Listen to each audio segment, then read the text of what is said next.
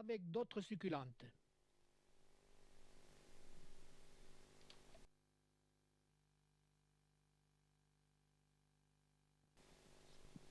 Première remarque, où les saxifragas sont en grand nombre, les sédons regressent.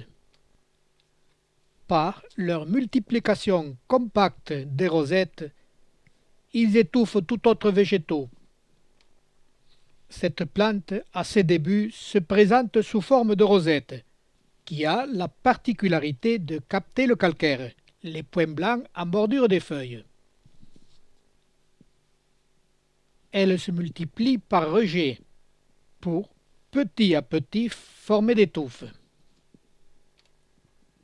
Ces rosettes ne fleuriront qu'une seule fois.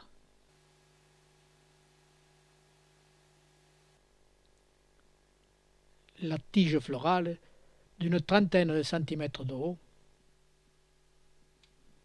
donne une floraison peu abondante mais très belle.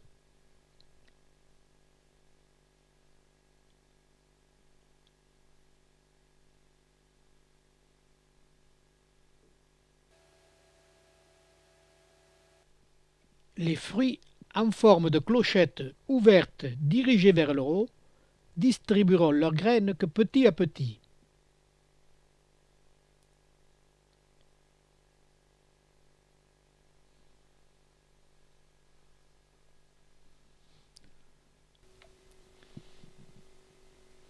Floraison assez isolée compte tenu du nombre de rosettes.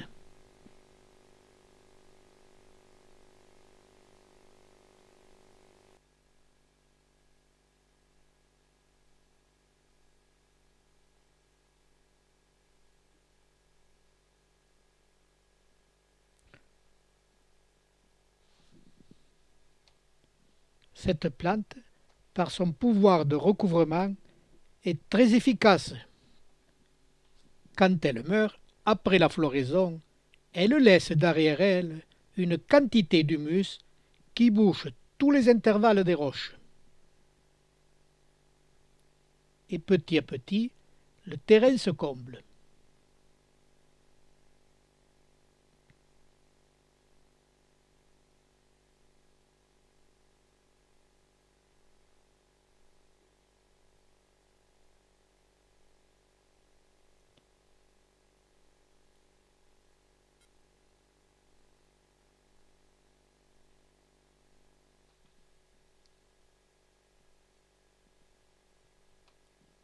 Il n'y a pas de sol, c'est le vide entre les roches.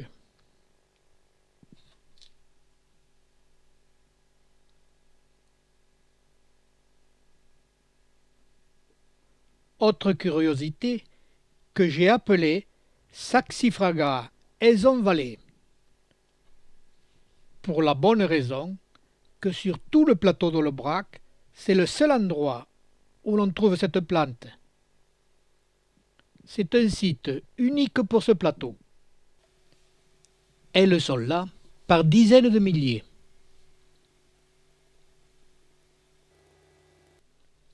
Cette suite d'images nous montre le rôle de conquête se faisant avec d'autres végétaux qui, les uns après les autres, occupent le terrain, toujours dans l'ordre que nous avons vu.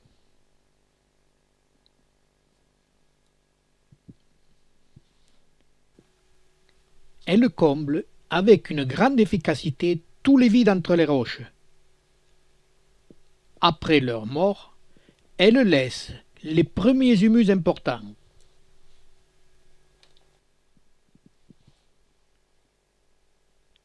Ce schéma, qui nous paraît souvent dans le désordre, s'effectue toujours dans le même ordre.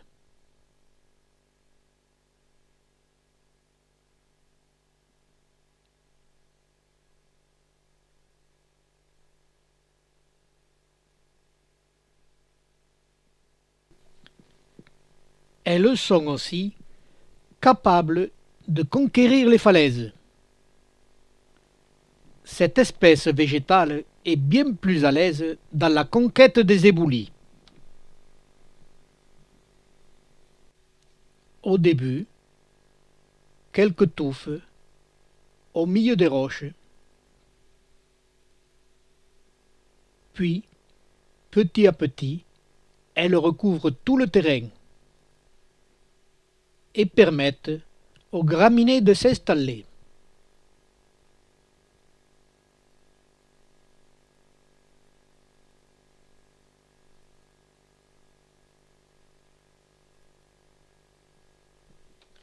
En formant ce mélange de lichen, mousse et saxifraga, elles finissent par recouvrir toutes les roches.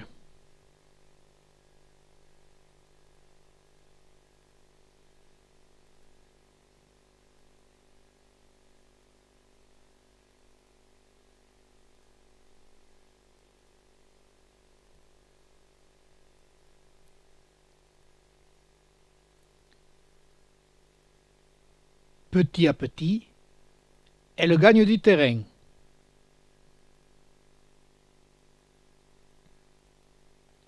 Sur cette mer d'éboulis.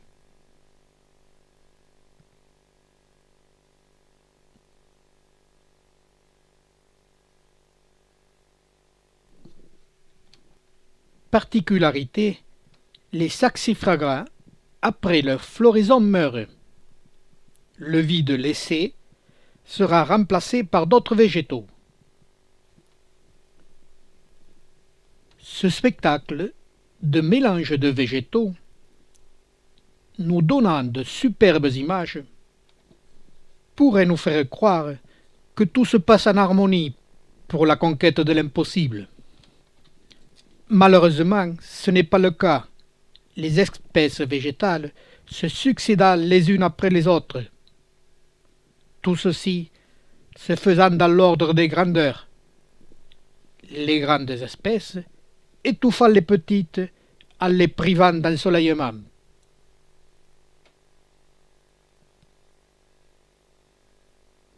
La bataille est rude et sans pitié.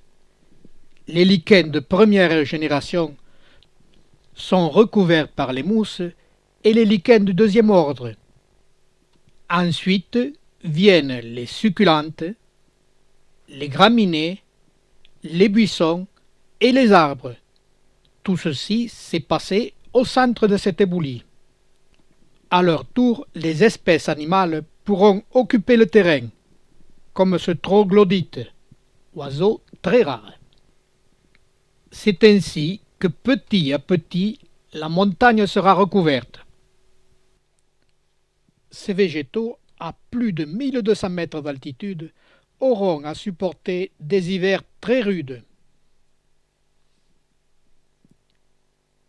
Et il est temps pour moi de quitter le plateau, d'aller vers des horizons plus cléments.